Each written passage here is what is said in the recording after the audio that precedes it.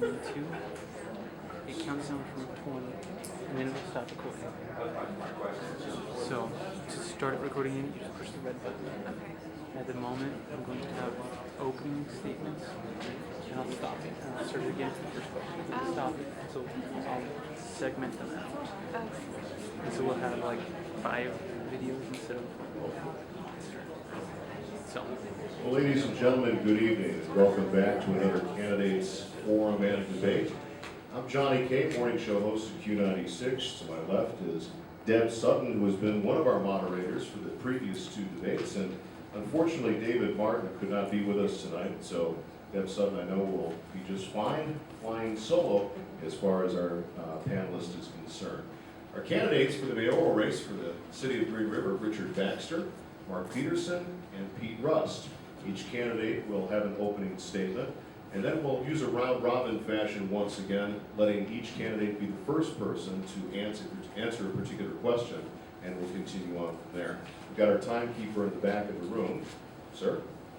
Okay, he will warn each candidate when they've got 30 seconds left and when their time is up. Now, your questions are actually encouraged. So, I see a number of folks with pen and paper already. If you think of a question at any point during the course of this debate, feel free to raise your hand, and somebody from the library will pick it up, or we'll collect it at the end of this section of the debate.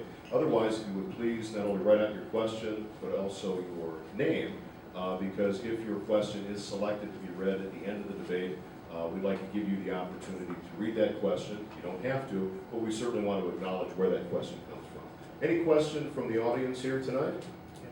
Okay, this is being broadcast live at AM 1360 KRKK, and we will have excerpts this weekend as part of Dateline Wyoming at 7 o'clock Saturday morning on Q96, Sunday morning at 9, again on AM 1360 KRKK. And with that, is Sutton ready to roll? Opening comments. So if you're ready, gentlemen, you're ready? Let's begin with Richard Baxter, your opening comments, sir. Okay. I'm Richard Baxter. I'm a 27-year resident of Green River. One of the issues that made me consider running was ever since 2010, I was first made aware about the impending closure of the landfill in Green River. It's something that I've had years to think about and realize that something was going to have to be done other than just building a transfer station. When I looked at what the other candidates had talked about and what was most critical to me and what I thought I could offer was the idea of actually offering curbside pickup of recycling. It's something that the current council has been talking about, but the previous administrator was not really big on that issue. And yet I see that the City of Green River already does a large part of that. We put out bins all over the city to pick up trees and shrubbery and grass clippings, which all could be done as part of a composting project. We already have the infrastructure set up, the trash collectors, the machines, the routes. All it would take is adding an extra bin and a lot of education of all the citizens to reduce the overall tonnage that this city creates. And that's because at the last meeting at the senior center, a lot of the concern was over the recent rate increase and how significant it was. Well, if you think those rate increases were something, wait 3 years down the road when we have to start paying by the ton for our garbage. I think the one way to reduce that, and to reduce that now, is to implement such a program. We have 3 years to get it fixed and get it right, and it's one way I think we can do to mitigate any additional rate increases over the years to come. And that's because this is a problem that isn't going to go away. It's a specifically city program that we need to focus on, and it's something that can also help the environment and helps create positions for displaced city employees that are currently working at the landfill. My previous managerial positions include being a warehouse manager contracted to BP. I've been a housekeeping supervisor at Sageview Care Center, and also inventory manager for a company called Petroleum Wholesale. Now, that's most of my experience. Yes, it's in inventory management because, well, in many cases, products don't have to argue back with you as much as people do.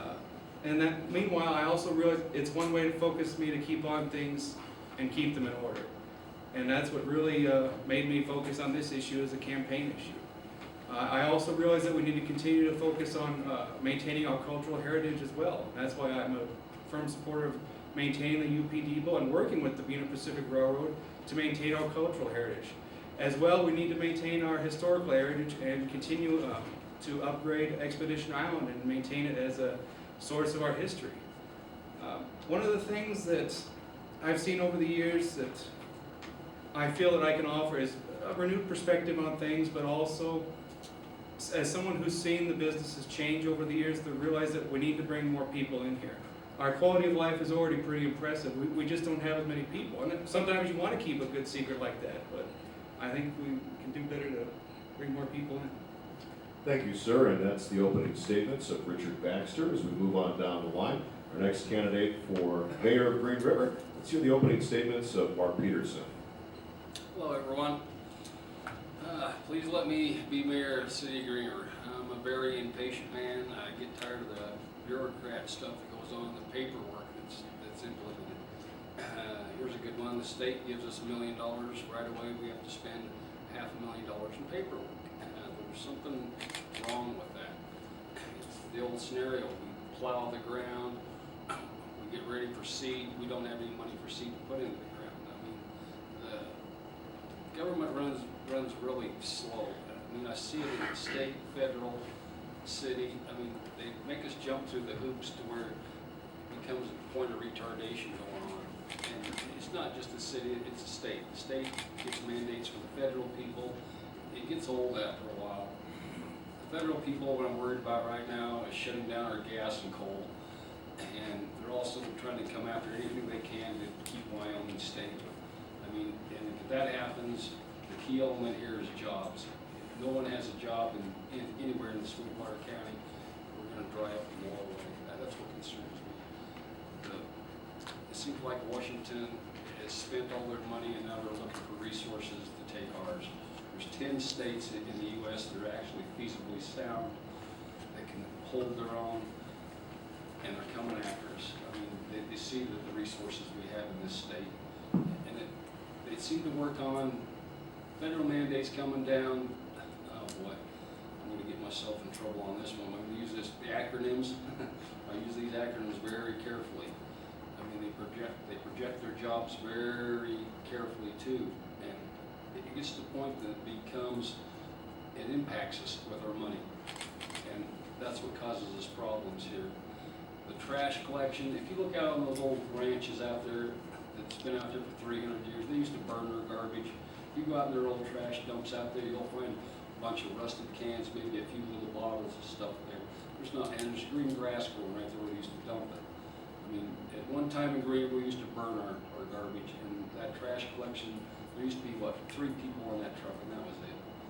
They stopped the citywide burning because they was worried about the fire danger, and people were starting to complain about the smell of that. If they allow us to burn that refuge, it'd help everyone. The biggest concern I've seen in the city, we had a lot of good programs going on here as far as composting. We used to compost. Well, then we had 3 people walk down there by there and they could smell it. Well, the citizens of Rock Springs used to come over and use those compost piles to replenish that. And it was a great system. We used to be able to take our trees and our shrubs down there by my house, and then somebody decided to throw a tire or a battery in there, and that ruined that program. I don't want to pay $65 a ton for leaves and garbage and rubbish that's in the yard. But I've seen these problems, and I'm open-minded, and I will work with everyone that wants to help. Thank you. All right, thank you, sir. Once again, those are the opening comments from Mark Peterson. And our final candidate for governor, or rather, maybe someday. I don't know what waits in your aspirations, sir. Our final candidate as far as this election cycle for mayor of Green River, Pete Rust. Thanks, Johnny, and thanks for promoting me up to governor. First off, I'd like to thank all the people for showing up here tonight, and thank the library system for putting on this forum. I think it's very important to have the voters have the opportunity to meet the candidates and the people that they're considering. So one of the things I'd like to do is just tell you a little bit of something about myself. I came to Green River in 1980 to fight wildfires for the U.S. Forest Service. I lived at Big Fire Hole Campground for a year. I brought water supplies in from the beach there, walked past Al Emden's office. He was the county sanitarian at the time, and it was the planning office, and they hired me to be the county land use director. For 11 years I worked in administering the county zoning and subdivision laws. Then I moved on for the state of Wyoming and I was an OSHA investigator. I took care of the 6 counties in southwest Wyoming, so everywhere from Teton, Sublette, Lincoln, Uinta, Sweetwater, and Carpenter County. You know, and looking out for the safety of employees. I then moved on to my current position. I'm starting my 17th year with school district number 1 in Rock Springs as a transportation director, and my 17th and final year. So I'm looking forward to retirement, and that will give me more time to do this job if I am elected. While I was working for Sweetwater County, I got my master's degree in public administration. The reason why I mention all this is because I've worked at the state, I've worked at the county, I've worked at the city level, and I'm trained in the job that I'm asking for in public administration. So whenever I interview somebody, which is effectively what we're doing tonight, I ask them, you know, what are their qualifications, and those are my qualifications. I think the most important issue at the moment is, and it really comes from at the moment, and it comes from current issues that have come before the council, and that's public trust. We've had issues that have to do with sidewalks and streets being built without sidewalk improvements being built at the same time. And we had the issue of the city streets and the sewage that spilled into people's properties, and I think that that there were some mistakes made. I think the city could have done a better job. I think they hid behind certain kinds of laws that are absolutely immunity that the city has, but it's not the proper thing to do to not follow up and do the things that they could have done more effectively in helping the citizens that were adversely affected by projects that the city was doing. So I think restoring public trust, and I think the main thing there is leadership. And I think that my experience in these jobs that I mentioned have given me the leadership qualities that I think will help me in this position. Thank you. That concludes the opening statements of our mayoral candidates. Pete Rust. Deb Sutton, I'm ready to turn things over to you for your first question, and let's direct that first to Mark Peterson. Okay, thanks, Johnny. Gentlemen, I am Deb Sutton with the Rocket Miner, and I will have several questions for you tonight. But first of all, we're going to start with one from David Martin, the Green River Star. Previously, the council was accused of micromanaging city employees. What do you believe is an appropriate working relationship between yourself and Green River city administrator and department heads? That's my question. That is your question, sir. All right. Some of these people don't understand the way city government works. The city administrator works for council and is a liaison in between us and employees. That's about as far as it should go. We ask things that get done, and we relate that to that city administrator. And at times that things can't get done, then that's fine with us, but we have to work with that very tenderly with Human Resource Department Director.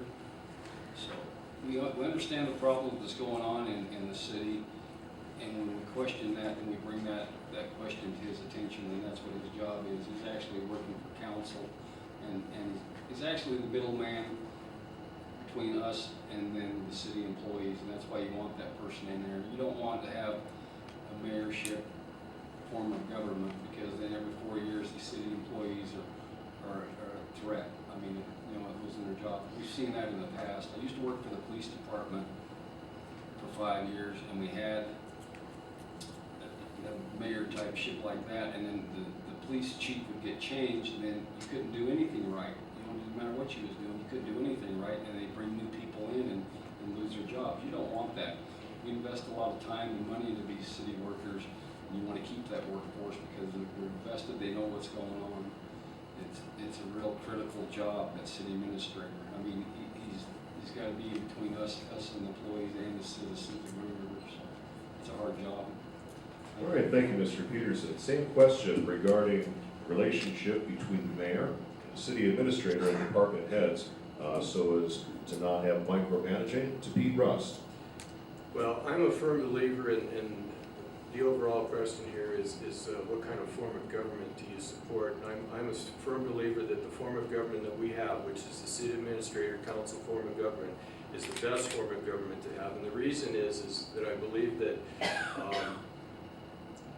the city administrator is professionally trained, and I think to have qualifications which happen in a mayor a strong mayor form of government where popular vote is the only criteria for your qualifications to do that job. I think that that's a poor situation. For instance, I think Rock Springs has been very lucky that they've had a number of good leaders, in my opinion, in the mayor position. But having somebody that's professionally trained to lead the city and a $35 million plus corporation, that's just my feeling of what should happen. I do believe, and I've seen over the 8 years when I was on the council, and it's not just the mayor, it's also city councilmen, it's not your job to get involved with day-to-day decisions with the city employees. That's the city administrator's job. That's the way it's designed to work, and it's the way that it works effectively. The mayor's job is to provide overall leadership. In my opinion, the mayor's job is to be in Cheyenne and working for the people where all the funding sources are mostly at, and working in an intergovernmental role with the city of Rock Springs, with the Sweetwater County Commissioners. There's an awful lot of resource, whoops, stop. So that's what I believe is. All right, thank you, Pete Rust. And finally, we'll turn the question over to Richard Baxter, and your thought about the relationship between the mayor, the city administrator, and department heads. I believe the current system works well. I know we've had a lot of issue with keeping people in there, but in regards to the city administrator, if he's lost the confidence of the council and the mayor, they have firm right to relieve him of his duties. And I think they made the right choice in getting rid of Marty Black. Indirectly, and just merely conjecture, I hear morale among a lot of employees went up after that decision was made. However, if that question is in regards to other city employees, what the city council tried to do in regards to the mayor's assistant, I believe that was completely uncalled for. The mayor needs someone who's in there day in, day out for public affairs, not for his work, but as a public affairs official for the city of Green River. Someone who's there to answer the questions, and that person should not be handled with in any matter by the city council. And I feel that what was done, or what was attempted to have been done, was unprofessional at best. All right, thank you, Richard Baxter. And for question number 2, we're going to begin with Pete Rust. And Deb Sutton, you have something crafted for us? Yes, I do. I'd like to follow up on that last question. The city is searching for a city administrator to replace Marty Black, who resigned last month. As mayor, what type of an administrator would you like to hire, and should this person have ties to Wyoming? Well, you didn't even have to ask the second part, because that's the very first and most important part, in my opinion. Not only should they have ties to Wyoming, ideally they should have ties to the city of Green River. We have, in my opinion, we have an awful lot of well-qualified people, both in this city in terms of, people at all ages. And I've seen this when I've been out campaigning, when I was a city councilman for 2 terms for 8 years and going door to door. We have a ton of people that are highly qualified in this city. Both, we've got retired people that might be willing to work part-time. We have people in various management positions that might be willing to do it. We have young people that are coming back from the University of Wyoming and all over other universities. And I think that the ideal candidate has background in Green River. If that can't be the case, Sweetwater County, and then obviously the state of Wyoming. There's a practical aspect of that, to knowing our values, ensuring those values. That's a huge thing. There's also a practical aspect in terms of the law, in terms of the weather, in terms of your wife. And we tend to lose a lot of people that come here and from, for instance, the southern states, and people just, we don't have the shopping, which is an issue that might come up. We have harsh weather, and we love it. And the values that are associated with hunting and fishing and all those things. All right, thank you to Richard Baxter. Okay, nail that question again for me. Well, nail it for him too, because he lost me on some of that stuff. Richard, let me roll it again for both of you regarding the city administrator. What ties, if any, should that person have to Wyoming? I think that's where we run into a lot of problems with the city administrator. However, I don't know if that's always the best idea, especially with, for example, with the county. The guy they brought in there, I don't think the transition that he made from the big business he was in to Sweetwater County was done well. And I think whether it's from another part of the country or from a major corporation to Sweetwater County, and especially the city of Green River, is something that can be done easily, but finding the right person that is adaptable. And I think in both circumstances, we might not have done that, whether it was with Marty Black or that county executive. I would prefer someone from Wyoming, let alone Green River, but I'm also willing to keep my options open because I think it's nice to have national talent be willing to come in here, but I don't often think that they understand what they're getting into sometimes when they apply for this position. And I think trying to, one, you want to attract the right person, but trying to keep him or her is the operative word there. And we haven't done that because I don't think they got the right information, and I know that their expectation of what Green River or Sweetwater County was not what they encountered here. And usually that's what you have elected officials for, is to help moderate that person or help educate them and inform them. And I don't think that was done by elected officials in the past because their ideas were not one that were greeted well and that did not even seem the most efficient for this county, for this area. And so I think finding someone who has that ability to adapt, but also has at least lived here or lived in a rural area for several years would help. All right, very good. And that same question finally to Mark Peterson. What, if any, ties to Wyoming should the city administrator have? That's a very good question. Marty actually made the statement before he left. You know, Mark, you people there's too much family involved here. You bet there's family here. We've all been here. My family's been here for over 200 years. My immediate family that I'm friends with, they've been on for 300 years. I get a kick out of the senator talked to me last year. He says, you guys in Wyoming are one person shy from being extinct. You know, and I kind of laugh and I go, you know, we kind of like that in Wyoming. You know, we don't have a lot of the riffraff that goes on. But I've mentioned that to Marty on some of these these positions that came up open in the city. I mean, I told Marty, I said, you know, Western Wyoming, the college and undergraduates people every single year, and these families in here have put their kids through the school for like $80,000, $60,000. Why aren't we hiring those kids out of our own college to keep our family here so they're not running out of state? Some of the people that I've met in here in Green River, I welcome them dearly. There's actually been people in Green River that's been CEO of Shell. I know that, Archuleta, she's been here. And that's a pretty high honor. We have some really good quality people in this community that can do these jobs for us.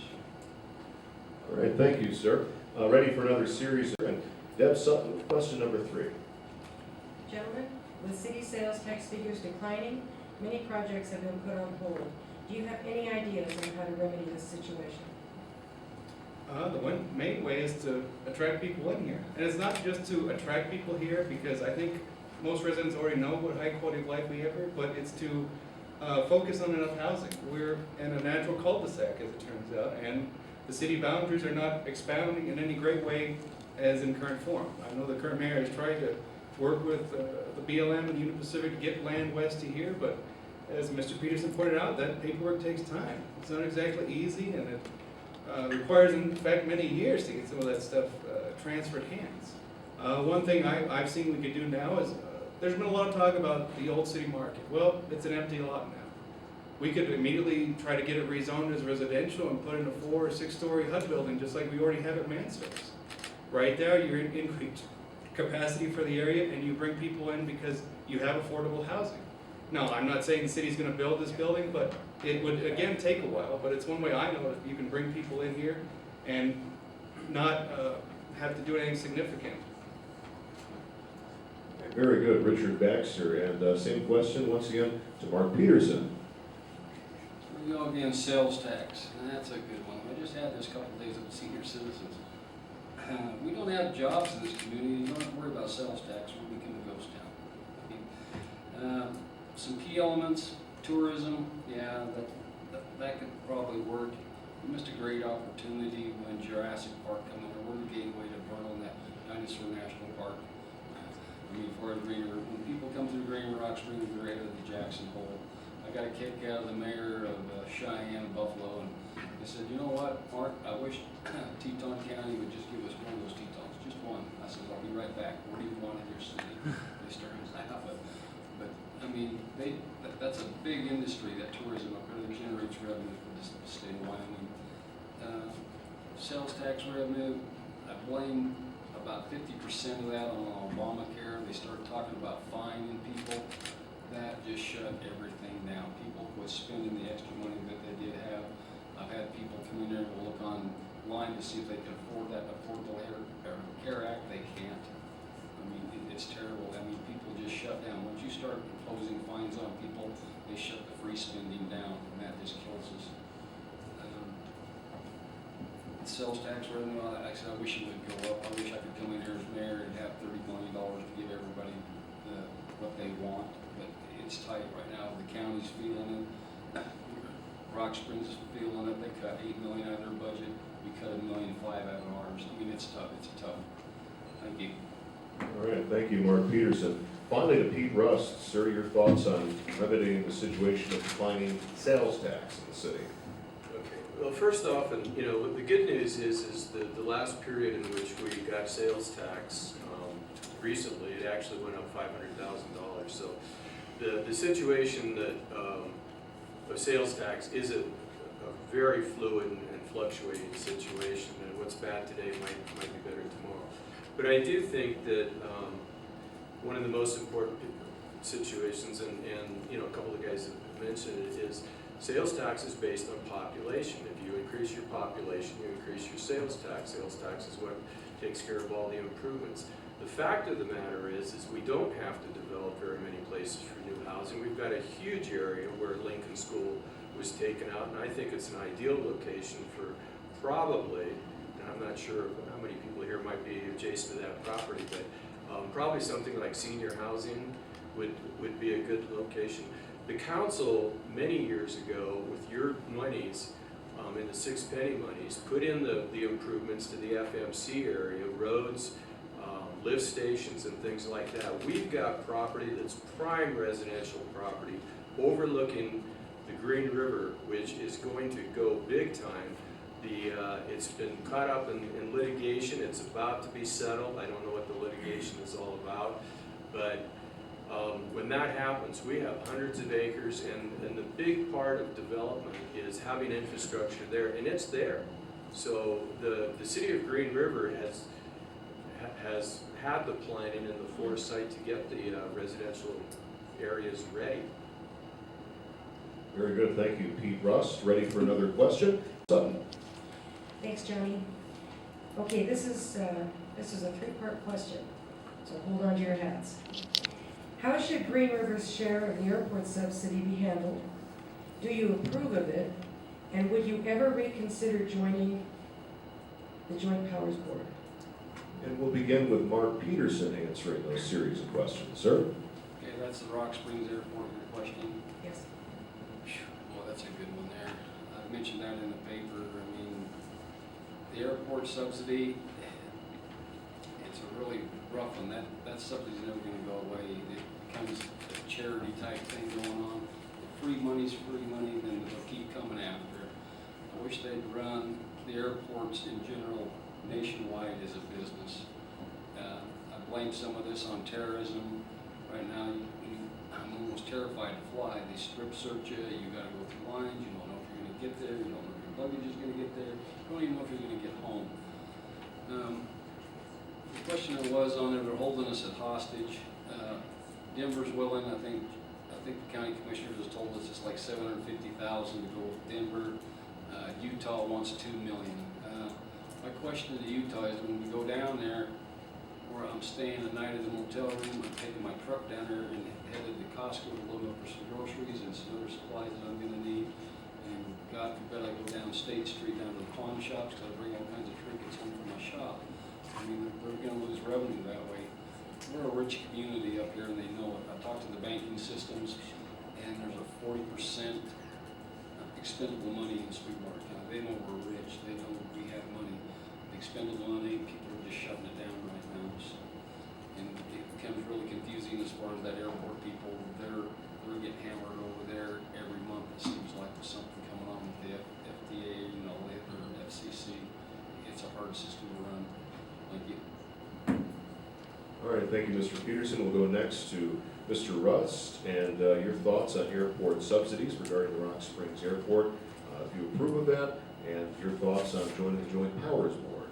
And I think Deb can see that she's anticipating. Tell me the second part of the question, if you would. And would you ever consider rejoining the Joint Powers Board? I thought that was the third part. What was? Well, the second part is, do you approve the subsidy?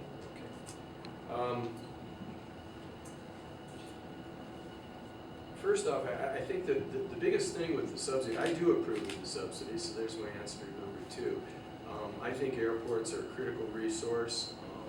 I think that the issue needs to be is we need to communicate with the airport manager and through the airport manager to the services that are being provided. We have situations in which we have very poor scheduling in the flights and when they come in and where and when they leave and where, because they're always having to transfer. The time frames that they get in are just not the convenient things. I think it has to do with the service. There's an issue with the size of the planes and the capacity of the planes. Those kinds of things need to be discussed so that we get better service. And I think when you get better service, you're going to get better utilization of the airport. The other thing is that I do believe that airports are a regional resource, and it's not just the city of Green River. There's a lot of small communities around here that utilize the airport. You came up in some meetings, Pinedale, Cameron, all those. And we need to get their input and also their assistance. And the big issue always in these kinds of things when we're dealing with money is the state of Wyoming has a rainy day account. It's raining, they've got $5 billion, and we should not be forced to make the subsidies that are to the benefit of the whole state. Very good, sir. And finally, to Richard Baxter, your thoughts on Green River's share of the airport subsidy, how it's handled, do you approve of it, and would you ever consider rejoining the Joint Powers Board? I think it makes sense for our share to be the same as divvied up according to sales tax, just as our income is. Do I approve it? Yes. Do I approve it in its current form? Probably not. As Mr. Peterson pointed out, United seems to be willing to work with us. They're giving us what seems to be an effective price for the number of flights they offer and the number of seats they have, whereas SkyWest just seems to be out of the ballpark. And I don't think we should be subsidizing an entity that's trying to, in my mind, rip us off. I don't think that's fair use of taxpayer dollars any means. I think considering how much Green River residents use it, it makes sense that sales tax is the best way to divvy it up. And that's why I definitely approve of having a subsidy for it. We all use it on occasion.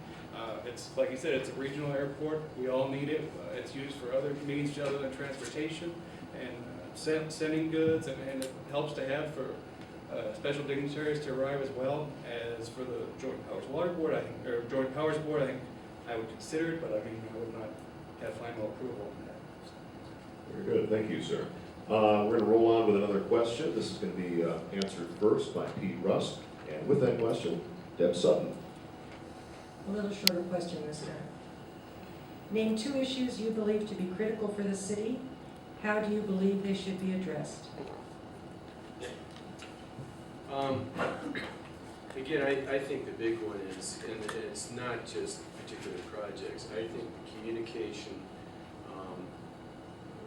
from the council and the mayor to the citizens on issues has, not just in recent times, but over time, I think it just can be improved. And I think the bottom line in all that has to do with the citizens need to trust their government, and I think that there's a lot of things that we can do to make that more effective.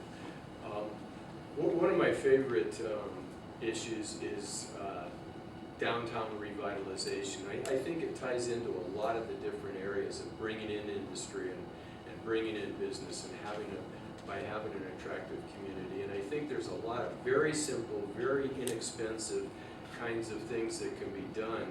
We started programs on building facade improvement, improving the looks of the businesses downtown. Several of them, have gone through that improvement.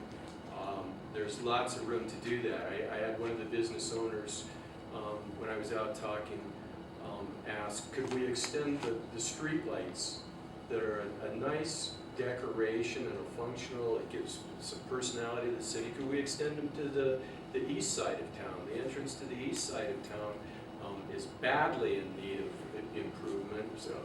We need to have some improvements in signage. We need to have, there's no color. We don't, flowers. I mean, we don't have anything out there. Why don't we have a field of wildflowers in those big fields? So I think downtown revitalization is a big issue. All right, very good, Pete. Russ, same question regarding two issues you believe are critical for the city and how they should be addressed. Richard Baxter. My main issue would be definitely Main Street development. We've got the old Tomahawk there, sitting there, not doing anything except for bottom floor. City's spent $500,000 in futures and don't really have anything to show for it. If it was an old historic building, it ought to be bulldozed over and be made the brand new Green River City Hall. And make the old City Hall, give that to the county, make that one continuous building. We've been sitting there wasting on old land, nothing's been done. These are the kind of big programs I want to do because we've been sitting here for too many years and nothing's been done. We can take a look at the small stuff, but that's the thing, that's not really addressing the major issue. The city's here to fix the big problems, not the small ones. We already have a very vibrant Parks and Recreation vision. I'd like to improve that. And not just because I want to focus on jobs and employment, but also quality of life. Having a vibrant city center, the URA has been working towards that, but continuing to do that with the clock redevelopment and having it more clean down there. And one way to do that is to deal something with the Tomahawk, finally. I mean, we've just been sitting on it for too many years, and it's not a small issue. I mean, don't get me wrong, but it has to be fixed one way or the other. And, if we could, considering the way it's gone, it would make more sense just to bulldoze it down. Along with that, I said trash collection, but also maintaining efficiency of all city organizations. Sewer, we've had these issues with the sewage and the fill stations. I'm not going to get into it to any great extent, but we definitely need to look into those things and help prevent any future mishaps. Whether it's with the sewer ponds, with the upcoming transfer station, it's making sure all city departments work as efficiently as possible, because that's one way that if we can't grow our sales tax use, at least we'll use it effectively. All right, thank you, Richard Baxter. Finally, we'll turn that question over to Mark Peterson. Two things that you believe are critical for the city and how you believe they should be addressed, sir. Two things that are issues. Again, jobs. We need jobs to create what we need in the city. As far as revitalizing downtown, you can put a lot of nice buildings in there. I own a business down there on that main street. It's really tough to get that customer to come through that door. Anyone that's trying to run a business anywhere, that front door is key to those people. These businesses that are here in Green River, we need to support these businesses that we do have. The issues that the cities are facing, I've mentioned this before, it's the acronyms coming from the federal level. It's killing us. I mean, the garbage issues, the sewer issues that are coming ahead into the city. We can actually, a wise man told me, he said, Mark, don't jack those bills up so high that, because what's going to happen, we'll end up wasting that money. Just do the minimum. I've been down to finance and they've kept these bills down to the minimum to where it's feasible. These other big issues come on, we're hoping that we can get state help. Yeah, the state's sitting on that money, they won't release it to us. Again, we're impacted all the time. We actually supply the state of Wyoming with billions of dollars and we don't get nothing back in return. So I need everyone's support and even this new council coming aboard, I'm hoping they'll go down to Cheyenne with us and fight for the city of Green River and Sweetwater County. Thank you. Thank you, sir. The landfill soon will be full. As mayor, what do you intend to do with Green River's refuse in the future? Yes, as I've already clearly said, I'd like to implement a curbside citywide recycling. I realize that some elder residents realize that it would be tough. One of the things that they don't realize that the city does already have phone numbers where you can call them and ask for special assistance. Whether you've got larger items that need to be picked up that cannot be handled in the regular size container, or if you need assistance just pulling out your garbage can whenever it's your trash day. The city does have employees on hand and a number to call that can help you with that. And also educating the citizenry on what to recycle, how to recycle, what we can do, and continuing on with our current programs of composting and getting out those additional garbage bins and making it as easy as possible for residents. This is not supposed to be hard. This is what you're paying your sales tax dollars for. It's for your government to work for you and to make it easy and to make it understandable, to not make it complicated. We're the ones who have to deal with the paperwork. You're the ones who just say, where do I bring it and when? And that's all. And it's supposed to be that easy, and I'd like to make it that easy as your mayor. Very good, that's Richard Baxter. And once again, we'll direct that same question to Mark Peterson. On the landfill, that was really good. They shot us at $2.8 million right now, and they're at $10 million. I'm gonna question this, the acronyms again. I wanna question those acronyms. Why can't we go back to burning some of this? I know we can burn the trees, the trunks and all that, the paper products legally. They can't stop us from doing that, but I question any of these acronyms to say, why can't we go back to the old way of doing garbage? The stewards of the earth, right now it's costing the city of Green River $500,000 a year to recycle. Show me how we can make money at that. The metal, yeah, the metal's worth money, but plastic bottles and glass and everything, don't get me started on glass. The petroleum industry hates you to recycle glass. That's what they make their money. So, but they're brown beer bottles, yeah, they recycle those brown beer bottles. That's where they get the recrushed glass at. But like again, Wyoming has 500,000 people living in over 500,000. Some of those cities have 12 million people. Yeah, they can generate a lot of garbage and make a profit at it. The guy up there in South Dakota, he's been recycling for over 20 years. We turned that whole thing around. He only had 6 months of life in his landfill.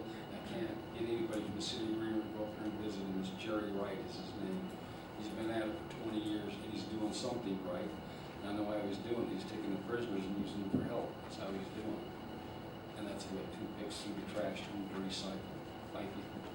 Thank you, sir. And finally, to Pete Russ, and your thoughts on the landfill and Green River's refuse. Well, if the question was how are we going to serve the solid waste needs of the citizens of Green River, I don't believe that the change is as radical as people think. I think it's misunderstood. The idea of closing the landfill is that we need to protect the groundwater, which we clearly do. You've got concentrated sources all over the place. The fewer landfills and the more concentrated and regional landfills, the less sources of pollution, and that's a very valuable and necessary goal. All that's going to happen is that the trucks that pick up the garbage are going to be closed containers. There's going to be transfers of those over to Rock Springs. Nothing's going to change. There's no reason why there can't be the regular curbside pickup that there's always been. It's just not going to our landfill. It's going to a regional landfill to protect groundwater. It's as simple as that. And Ms. Lindsay, do we have any comments from our audience? I believe we do. And let me remind you, ladies and gentlemen, if you've got any late-breaking thoughts online, if you care to jot those down, raise your hand. Somebody from the library will pick up those questions for consideration that we perhaps may pose to our candidates. Where is Patsy Sorensen at? Patsy, can I come your way, please? Sure. Would you like to read this question, or would you care to have me read it for you? No, I'd like to. I would love to have you read it, ma'am. All right. What qualities and experience do you possess that will make you an effective liaison between Green River and people in Cheyenne, be it the legislature or even the governor? Thank you, ma'am. And if we could have, I believe, the Mark Peterson, I believe, will answer this first. You laughing? That was my turn, sorry. Yeah, to be an effective leader, it's like you people in the room. You have to touch base with these people, become friends of them, and be familiar with them. What I've seen prior to council, we go down there to meet with these people, and we only get like maybe 1 or 2 or 3 of us to go down there. I need support of all the council to go down there and meet with these people. They're really good people to meet with. I've had the chance to play golf. Well, I shouldn't be saying this either, because I'll get myself in trouble with the governor. But anyway, he likes to play golf, and you know, he's a good resource. He's my right ear to Matt Mead. I mean, he's a very caring person. We're all faced with hardships and stuff, and they're just like you and me. All those people that sit back down there in Cheyenne, they're really good. They're caring people. that's how you build relationships. They start recognizing where you're from. On the Wyoming conventions we go to, that's all the cities and towns in Wyoming. And it's really cool to meet those people because they got the same hardships we do. Some of them I get a kick out of. You got 50 barking dogs because you got 200,000 people live in your city. Well, I got 5. It's the same problem we're faced with. But relationships with these people, that's the key element. Thank you. All right, thank you, Mark Peterson. My apologies, actually, Pete Russ, that should have been your question first to answer, sir. So let me pose this one to you again. Qualifications and experience that you possess that will make you an effective liaison between Green River and people in Cheyenne. Well, and that's why I mentioned the experience that I've had in the 35 years that I've been here. I've worked at the city level, I worked at the county level, I worked at the state level, I worked out of Cheyenne. And I think that it's absolutely correct that you have to build relationships. And my point is I already have those relationships built. That's what my 35 years of experience has done.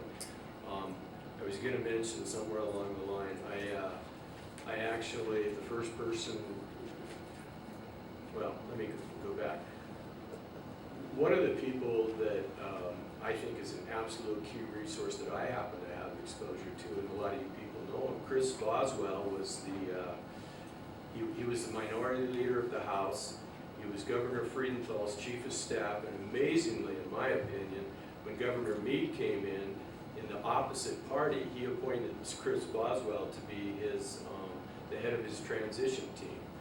Well, 20 years ago, when I was a drinking person, and I've stopped drinking for 27 years now, I was Chris's best customer in the embassy bar, and that was the business that he owned. And he's a good friend of mine, and I can tell you the first thing that I would do if I went to Cheyenne is I would give Chris a call and say, you know, if we're working with the State Farm Loan and Investment Board, who do I need to talk to?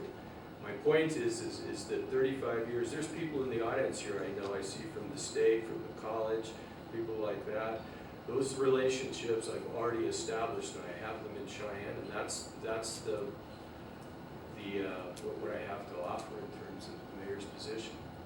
All right, thank you, Pete Russ. And finally, to Richard Baxter. What qualities and experience do you feel you possess that will make you an effective liaison between Green River and those in Cheyenne?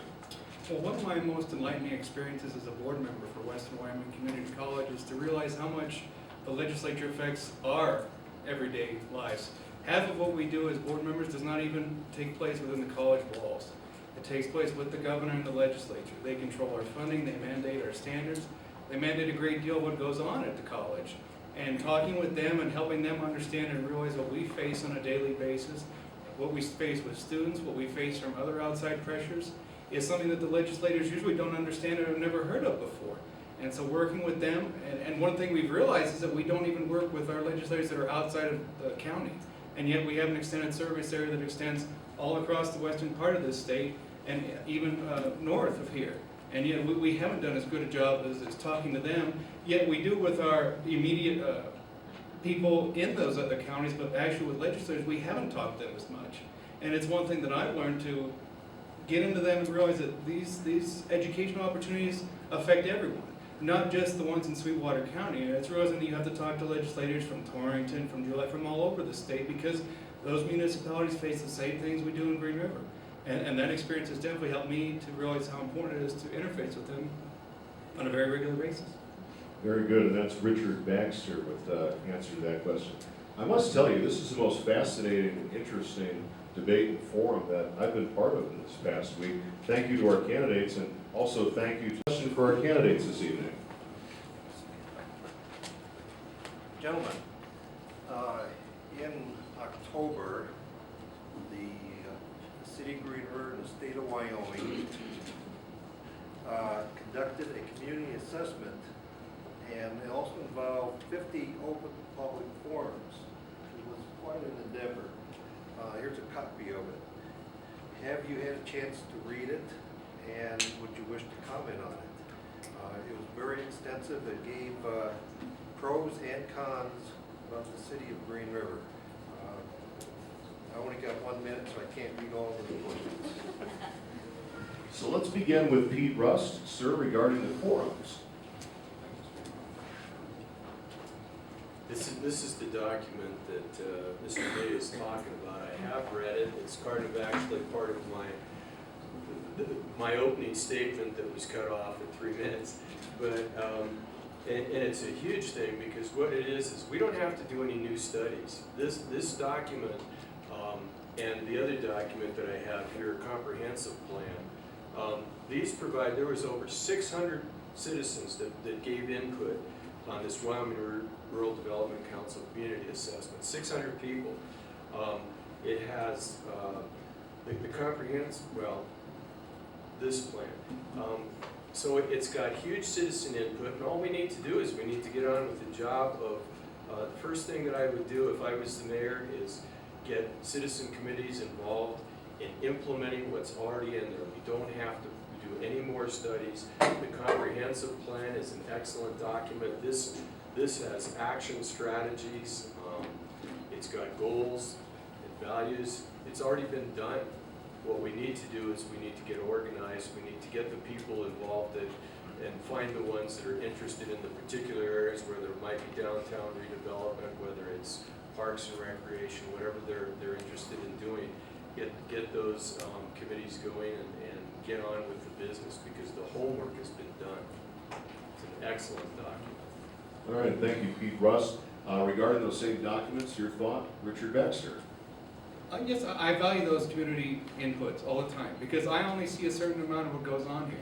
You know, yes, I have a few ideas that I think might be paramount, but I need everyone else's support and input the rest of the time to say, what am I missing? Not only that, but like I said, it's a point of view and support, saying, okay, you missed this, or hey, you did really good on this part. What else would you like to do on this aspect? And that's because they've already given us all the tools here. You know, the landfill is just one I've seen, because either way, we're going to pay for this, whether it's pay per ton or pay a little less per tonnage with recycling. Either way, it's an issue, but also in regards to the state, I also forget that, you know, the state has been the biggest foot dragger in a lot of their funding for programs. For municipalities, for counties, they're the biggest issue here, and I think we haven't realized and held them accountable as well, because the mayors, yes, you hear them right away, you see them every day, you see the city councilman, the legislators you might not see so much, and they're the ones who tend to be the biggest foot draggers when it comes to our money that we put into the state, and I definitely hold them accountable. All right, that's Richard Baxter, and finally, that same question, Mark Peterson. The community assessment, I got a kick out of this last one we just had here recently.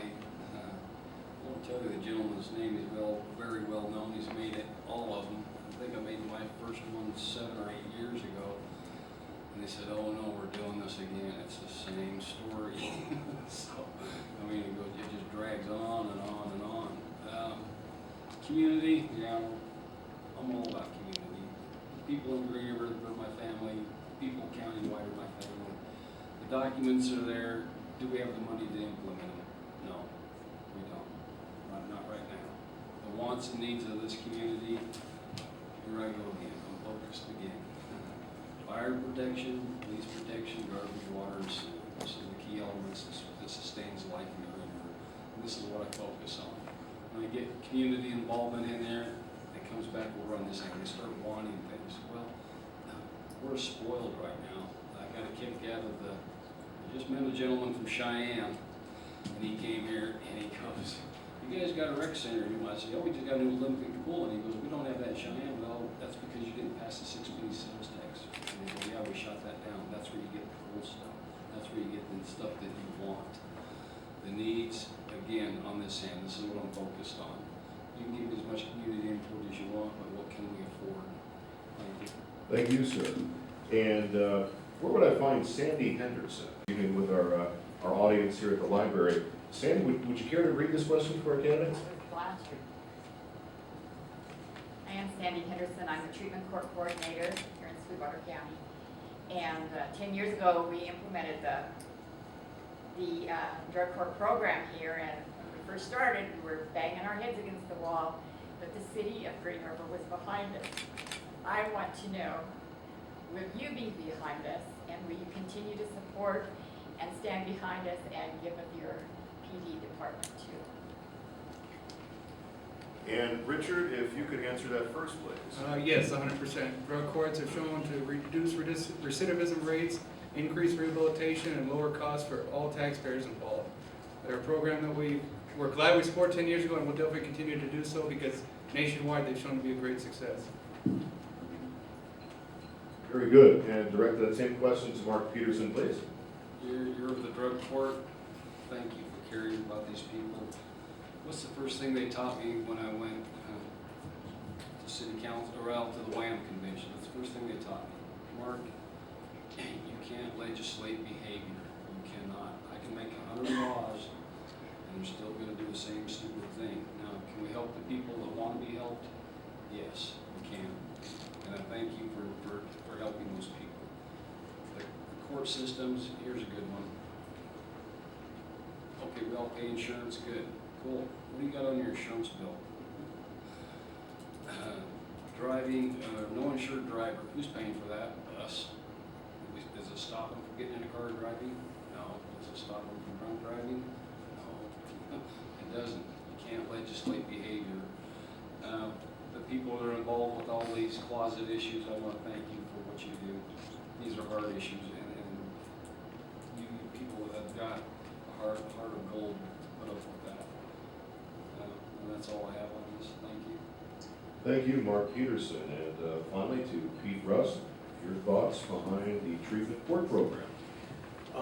Well, I'm 100% in support of it, and when we were on the council, I'm not sure what's happened since then, but if the funding hasn't flowed in the same way that, as far as I can recall, we always funded the drug court because it is a very successful program, and because, as Mr. Baxter mentioned, it deals effectively with recidivism rates and people returning, and plain and simply, it's an excellent program, and proof of the pudding is that when I was on the council, we always funded it. So I 100% believe it. Thank you. All right, very good. Where's Angela? Angela? Here this evening. Ma'am, would you care to read this question? Very good. So you state that it's important for you to establish trust, again, between the citizens and the governing body. So I would just like to know how each one of you would intend on doing that. And if I could have Mark Peterson begin answering that. Thank you, Angela. I can just barely hear what she said. Oh, I'm sorry. Okay. Establishing trust. Your thoughts on establishing trust, again, between the citizens and the governing body. How would you do this? Okay, I'll bring this up again. Information is key to keeping people informed. What I've seen in the last year and 8 months is information is almost zero when things are going on behind closed doors. It shouldn't be that way. Some of these other issues that come up, we have to go behind those doors because it involves legal or property. That's the only time that the city government does that, or county, or anyone else. To be open to the public, yes. You need to be kept informed. Information. How does everyone get their information? I mean, is it by cell phone, newspaper, radio? Yeah, that's where you get your information. Right now, you got people in the federal government that doesn't like to have that information distributed. I mean, it gets to be scary.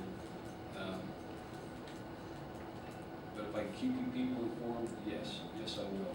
Thank you. All right, thank you, Mark Peterson. And back once again to Pete Rust regarding establishing trust, again, between the citizens and the governing body of Green River. Well, I agree with some of the things that Mark's saying. I mean, the most important thing is communication. And I think that in projects that the city is involved in, there has to be the proper planning, there has to be the proper briefing, and most importantly, you have to affect the people that are affected by the decisions that you're making. You have to involve them in the process up front and early, and then they're going to understand things better. I'm really opposed to executive sessions. I'm really opposed to the use of the word, and I noticed in an issue recently on sidewalks, for instance, we overuse the term precedent. We've got to do it. If we do it for you, we've got to do it for all. That's pure nonsense. What you have to do is you have to treat people fairly. You don't have to treat people equally. And there's a huge difference there. The question that came up in a particular situation is well, the streets are rated at 60%, so we're gonna have to, so we're gonna have to do it, if we're gonna do it for you, we're gonna have to do it for everybody. The question was never asked of what are the surrounding streets and what are they rated? The city engineer was there and he didn't have the opportunity and he wasn't asked that question. Maybe the streets are different and so they're treated differently. So I think that you really have to, in watching the meeting, I thought that there was, the information that was given out was just not correct information, and I think that that was a big mistake. All right, thank you, Pete Rust. And finally to Richard Baxter. Should you become mayor of Green River, how do you establish that trust between your administration and the citizens? Well, and I think in many ways is to not only just treat everyone fairly, but to also treat people with dignity. I think when you take a look at how the most recent with the sewage situation, it was treated fairly, but it was not even handled remotely with kid gloves. And that you have to handle a certain way just due to the legal issues that surround it and considering how much of a complicated issue it was. I don't think it was handled in a way that was, that best treated everyone, or that best showed everyone that the city was wanting to get to the bottom of it. Whether or not the city's responsible or not is a whole other question. And that's because, there are clearly other issues here. And I don't think it was dealt with fairly to where all sides felt like they were treated right. And I think that's why you have so many complaints right now in city government, because they don't feel like they're being treated even remotely fairly, let alone with dignity. Whether it's with the sidewalk issues, and people have said, well, they've got the 50-50 program, well, that should work, right? Well, what about those that, even with the 50-50 program and their fixed income, could not even come close to affording what it's going to cost to repair those sidewalks? I think maybe exploring other ways to be more accommodating to people and be more willing to listen to them will help in fixing these issues. Very good, Richard Baxter. John Cole, come your way, sir. Thank you. Feel free, sir. Keep this microphone next to my face. Candidates, if you're elected, how would you propose to improve the relationship between the city of Green River and the Board of County Commissioners? All right, and Pete Rust, I believe that question is directed first at yourself. Okay, well, I have a real simple one, and it is the basis of a lot of the things that I keep repeating in terms of my experience. I've built relationships. I know every one of the county commissioners. I've worked with most of them in different ways. So my relationship is already established with them, and I would tell you, and I don't think you would mind me saying so, the chairman of the county commissioners I ran into in the courthouse last week, and he said, hi Pete, I'm supportive of your positions, and you're running for mayor, and that if you were elected, the day that after the election happens, the relationship between the city of Green River and the county commissioners would improve. That's one person's opinion that was on the county commissioners. The point is that I've worked with the county commissioners in various aspects. We have two of them right here. One of them was in law enforcement. I run a transportation department. We work on streets and roads and moving things around. I already have those relationships established. I could talk about the relationship of each and every one of the county commissioners that I have. So there doesn't need to be a change as far as I'm concerned. I have a positive relationship. I have the respect and trust of the county commissioners, I believe, and in return I respect and trust them, and that's why I think I can work with them, and I think it's imperative that the city of Green River works with the county commissioners. All right, very good, Pete Rust, and we'll direct that same question to Richard Baxter regarding improving the relationship between the city of Green River and the Board of County Commissioners. Well, I think an informal lunch or breakfast goes a long way to help build not just trust, but a working relationship. And that's because when you have an agenda, you have set items you have to work on and talk about. When you have no agenda, you can actually get to know the person and one, just spitball ideas or random thoughts about your thinking about the future or how things are going or what you've noticed in the past 20 plus years you've been a resident of Sweetwater County. I think having that informal relationship helps to not only build some sort of camaraderie, but also mutual respect. I think when you get into a work environment, you're here for a work meeting only, you'll get what needs to be done finished, but at the same time, I think you'll miss that other quality that only gets by knowing someone outside of a work environment where there is no stress and there is no tension, and only through those informal meetings, it doesn't have to be luncheon, but even informal activity, to just get to know someone, because then you can see where you have even some common interests, because that'll help more than anything, I think, to whenever there is a conflict, or whenever one side feels aggrieved, or one side feels that you're going too much toward one city, or you're putting too much money in one project or another. I think those feelings are more willing to be outed in an informal environment versus when they get into a formal environment and they're a lot more confrontational. All right, thank you. And finally, we'll direct that question to Mark Peterson regarding improving the relationship between the City of Green River and the County Commissioners. First of all, on these Sweetwater County Commissioners, you guys need to hold them in great gratitude. Me being as mayor, I only have 12,000 people to deal with. These county commissioners have what, John? 28 districts, 11 townships and cities. 45,000. Yeah, and that's a big number. They've got a kind heart. They're faced with the same problems we are, just at a larger level, and it's scattered county-wide. We're the 6th largest county in the United States or something like that. It's huge. Working development, yeah, we can all work together. It's not that hard. It really isn't.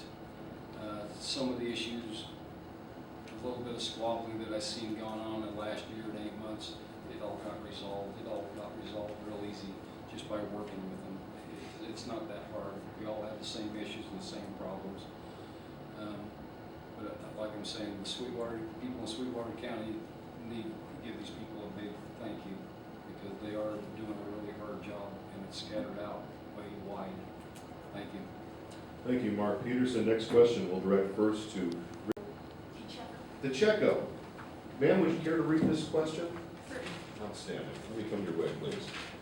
So we'll direct the microphone over to Peggy DeCecco, and ma'am, your question.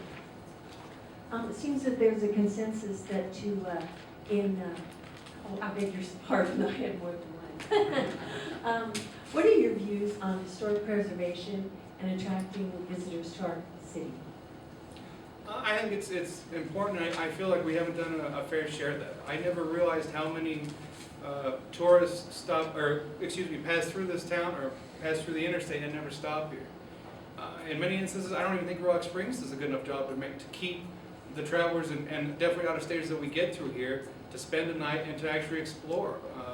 Not only just maintaining signs and pointing out the historical significance of Expedition Island. I think you can even expand upon that with the UP Depot. I think a great part of that was done with the new visitor center on the edge of town. I mean, it's certainly got a great view of the river, a nice displays of all the historic artifacts, but I don't think, and signage is a part of that.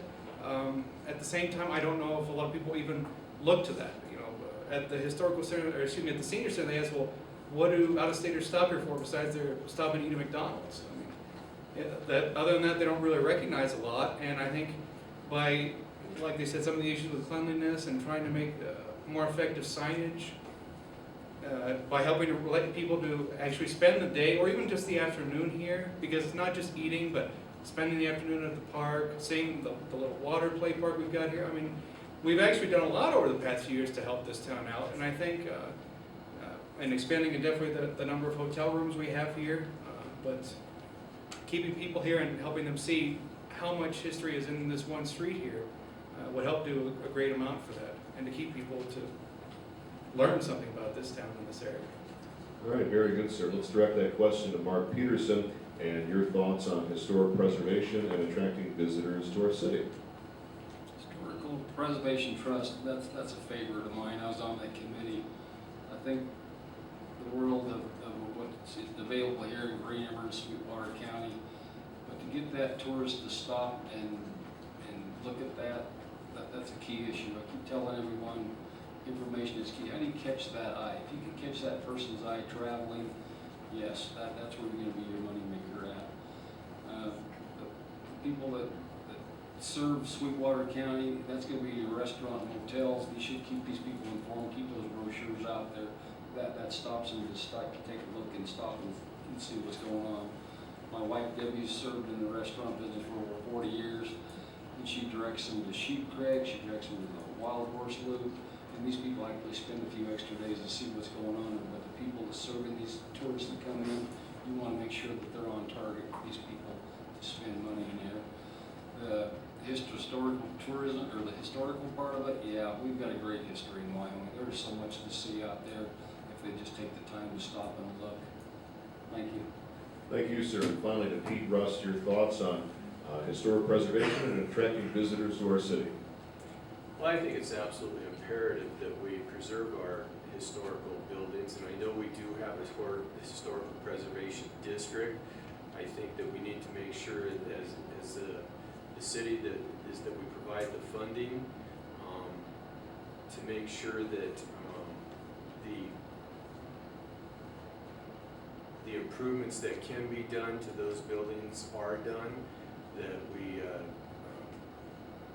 don't sell off those buildings, and that we do the things necessary. I know the brew pub is a great building with all kinds of historical significance to it, and the bottom line is I do think that just like so many of the assets in the city of Green River, you know, some of these things are our best kept secrets. We don't promote them on billboards. You don't see the billboards coming into Green River. That, I mean, there's one sitting down in the floodplain instead of being up on the interstate. We need to promote.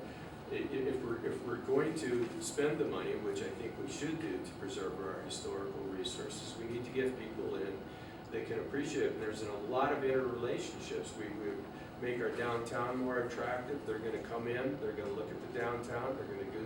I think the signage is absolutely key to connect all those attractions that we have together.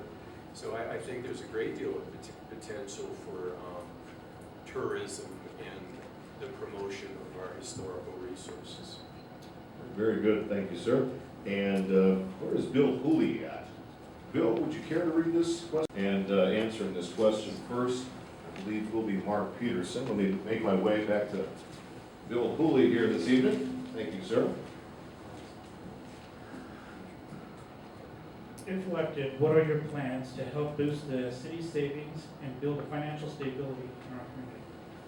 Break it up. Johnny.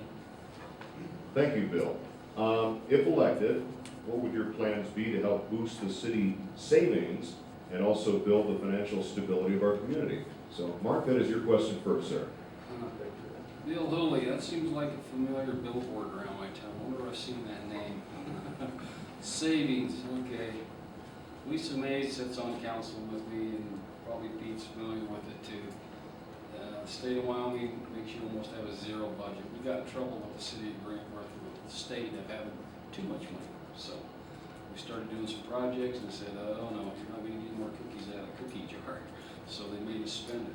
So now things are getting turned around. Now we're hurting for money, and they're saying, nope, no more cookies for you. So it's a catch-22, Bill. I mean, you get too much money, they're gonna shut you down. The state of Wyoming knows how much money you've got, and they know your resources, and they know your water bill, and that's regulated by state mandates. But yeah, they're not gonna let you hang on to $1 million or $1 billion. It isn't gonna happen.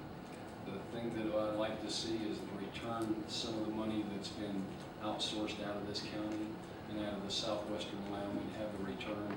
We're sitting on billions of dollars, and please give us a few of those cookies out of that cookie jar to help us. That's all I have. Thank you. Thank you, sir. Same question to you, Pete Rust, about boosting city savings and building the financial stability. Well, I think we're going to hit some of the same themes in terms of, you know, how we can save money and raise money. And, you know, one of the things is clearly the tax base and people and houses. We need to bring people in to increase the tax base, and that would increase our sales tax. We need to get intergovernmental cooperation with the state. The state has the monies, and many of the projects that we do affect the state, and we need to get money from the state back in those projects. The city of Green River, it's one of the best kept secrets. I didn't know. We have a grants person on staff. We didn't have a grants person when I was on the council. And grants people, I always thought it was a great idea that we should have. Their job is to find money. There's lots of grants, there's lots of sources of funding out there that we're not fully utilizing, and we need to do that. I mean, that's just a huge asset that we're not utilizing. Another one, when I was working for Sweetwater County, I read one time, and I think this is a great idea. The city of Colorado Springs, pretty simple. They ask their employees. I mean, who better can give you the answers to where you can save money? Ask any employee in any organization. They had a program in which they asked their employees if they provided incentives to the employees to save money by offering that a certain amount of the money that was saved would be returned to the employees in some way. It could have been through chamber dollars or gifts or employee of the month, or it may have been through salary raises or compensation or benefits. All right, thank you, Pete Russ. And finally to Richard Baxter, your thoughts of boosting city savings and building the financial stability. Well, one way I know to do that is be as thrifty as possible with the money you have already. I know as a board member for the college, whenever I see a change order on any construction project, if it isn't specifically detailed with reasons why that change order is in place, they're going to get a lot of questions. The administration is going to get it from us on that. And I know in past years, the city of Green River has had some major issues with contractors underbidding projects and coming back with major change orders. Major penalties need to be enforced against these guys, and they need to realize that if they're going to try that game, they're going to pay for it big time.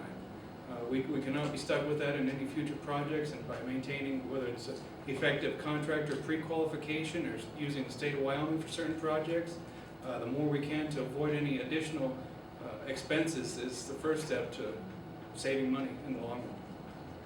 Very good. Where is Elaine Rich at? Elaine, would you care to read this question you submitted? Wonderful, Elaine. And Pete Russ, we will direct this question initially to you. As I pass the microphone over to Ms. Rich. I've got two different subjects here, questions. The first one, do you support funding the development of the spaceport, and to what extent are you wanting to develop it? And the second one is, what is your opinion about funding the UP building renovation, and are other city projects going to suffer if we come up with money to do that? Thank you, ma'am. Once again, first question to you, Pete Russ, regarding funding the spaceport. No, I do not support funding the spaceport. It's the analogy that I used in the forum with the Golden Hour senior citizens is that I think that there's interest groups that we fund in various ways and interests that we fund in various ways as a city. And the example that I used when I was on the council, the folks came to us in terms of a recreation interest that they had, and that was they asked the city to participate in the building of a golf course, another 9 holes. And we almost got crucified by even thinking about it, because the citizens' input was, well, you only got 200 or 300 users of the city golf course, and it's not appropriate for the city to be funding and subsidizing that kind of use. In this case, as best as the information that I've heard, there's a very small number of people that are pushing this project, and I don't see, despite all the long letters to the editor on the issue, I don't see the value of it to the citizens of Green River. I think it's not something that I would support in any way. Yay or nay on the UP building renovation? At the moment, I think that the wisdom that happened in the council a couple of weeks ago in terms of putting it off because the city is in a situation that we're not having an abundance of sales tax at the moment, I think that was a good idea. The grant money that is available is going to be available a year from now. We reevaluate it at that point. All right, thank you, sir. Again, a two-part question, and we'll direct this next to Richard Baxter. First part, if you support the funding, the development of the spaceport. Second part, regarding funding the UP building renovation. I don't think with even the state putting up 80% of any funding for any additional projects, the benefit to the majority of residents of Green River would be worth the cost that those studies are going to come up with for us. I'm definitely going to look at it, but at current time, considering our other constraints, I don't think it's valuable. With concern to the UP building, I think in the long term it's something we need to work on, but with current constraints, I can't see any additional funding coming right now. All right, very good, sir. Finally, to Mark Peterson, regarding your support or not funding the development of the spaceport, and also the same question regarding funding the UP building renovation. Yeah, the spaceport, we were graced by the Wyoming Business Council to give us $25,000 to do the study. I haven't seen the numbers yet, cost analysis or any of that. The group that was involved there, they actually went down to the slip board and got $90,000 to do the blueprint of it. Okay, that gives them a foundation.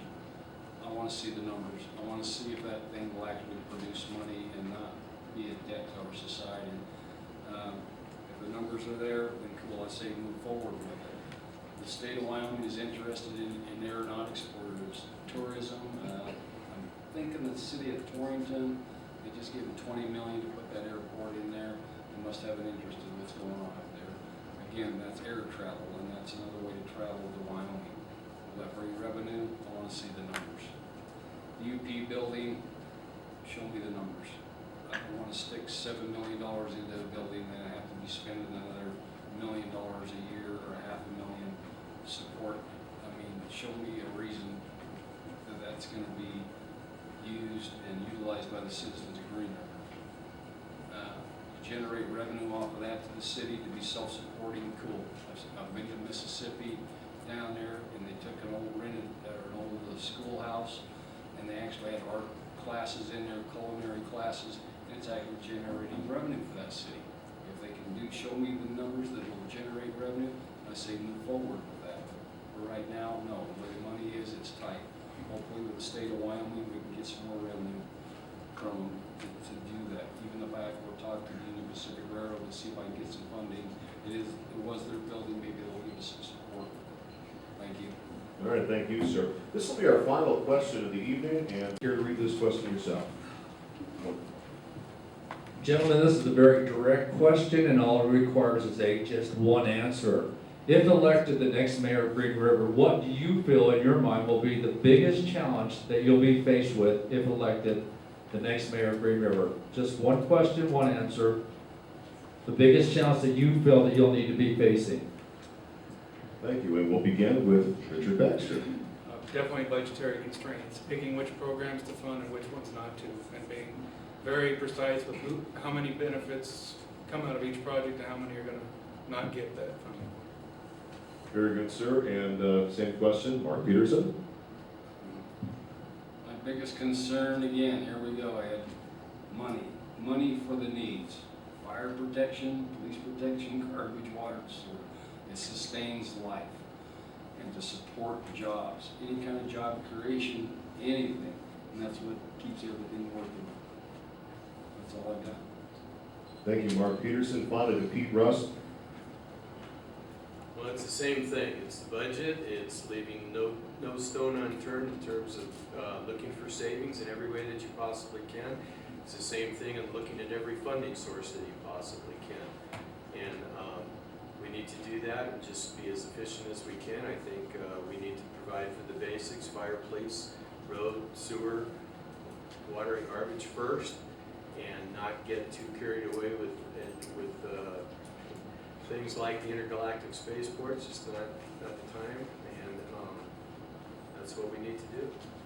Just need to be really conservative in the coming year because the funding stream that we have is uncertain. Very good, sir. That concludes rather the Q&A portion of this forum for this evening. We're ready to conclude with our closing statements. We began the opening statements with written statements this evening with Mark Peterson. Just want to thank everyone for coming. I can see it in your faces. I don't like to speak of doom and gloom. We are a rich community, and the outskirting states know this. We have a good quality of life here. What's done my heart the best, I've met 5 to 6 new families that moved into Green River, and they thoroughly enjoy the city. We are a jewel in the desert to raise a family. When Marty first moved here, his first comment was, Mark, when we first brought my family up here, I didn't see 10-foot chain link fences around the schools. I knew this community cared about each and everyone. People that could do the volunteer work in this city, they have a heart of gold too. I mean, these are caring people in this community, and that's all I've got to say. Thank you. Thank you, and that was Mark Peterson. Closing comments, Pete Russ. Well, I too would like to echo, again, I want to thank the library for putting this forum on. I think it's an extreme, and I'd like to thank the people for showing up here, because I think it's an extremely important part of our democratic process to have people be informed. And there's too many people out there that won't take the time to come down here and listen and be informed, and vote however you choose. And I would very much encourage everybody that next Tuesday to get out and vote. My only closing comments, it's the same statement I mentioned over and over again. The relationships that I have built over the 35 years in government and management positions, both at the city, state, and federal level, I think serve me and will serve you well with the relationships that have established, because we have to work together, and we have to work together even more importantly when we don't have the same kinds of financial resources. When you're flush with money, you're no different than you and your family budget. You're free to make lots of different choices. As the money stream shrinks, you need to become far more effective and far more efficient at intergovernmental relationships, and spending the money and accomplishing things becomes so much more important. And I bring that experience and those relationships, and I think that it'll serve the citizens of Green River, and that's my message. All right, thank you, Pete Rust. Finally, closing comments, Richard Baxter. Yes, it's an honor to be here and speak with all of you and share some of my ideas for the community. I never realized growing up here how privileged I was. We have great schools, safe streets, and a very beautiful area to live in. Growing up, I never really appreciated the beauty of the desert. I'll admit that. I preferred the trees. In later years, as I've worked outside, I've definitely come to really appreciate and value the beauty of the desert. And also with that, the city I live in. It's been a great place to me, and it's a great place to live. And although we do have some budget constraints, we do have a very nice town overall. Great community, still a lot going on downtown, good activities, great outdoor activities close by. And I think no matter who wins, I think we're going in the right direction. I think I have a few different ideas to help things out, and I'd like to continue on what the previous councils have done. With my experiences as a board member for Western Wyoming Community College, and also as a vice chairman of the Star Bus Board, I've seen where we also need transportation. You know, we forget it's nice weather now, that winter is coming rather soon to all of us. And although it does get cold out, it's still a good place to live overall. And that we will be able to face all these challenges and problems. And I guess we've talked a lot about community development, and I've seen all the small businesses come and go over the years, whether it's Don Pedro's has been there, and then all the other places leave over the years. And then you take a look at the OT. You know, back when it used to be Embers, you know, it is tough to maintain a small business in this area. You know, people still live here, they love living here, but maintaining a business to go along with all that is not easy at times. And yes, we have the major industries here, and that's what makes it possible for the small businesses to thrive. It takes a lot to keep those going over the years, and I hope to help make the quality of life as easy as possible for those businesses that survive. Very good. That's closing comments of Richard Baxter, and that will close out this evening's debate. Gentlemen, thank you so much for joining us this evening. This has certainly been the most interesting and fascinating debate that I've been a part of, particularly in the last couple of weeks. Deb Sutton, wonderful questions once again as our panelist this evening. I also want to thank our friends from the Sweetwater County Library putting this on and facilitating everything for us.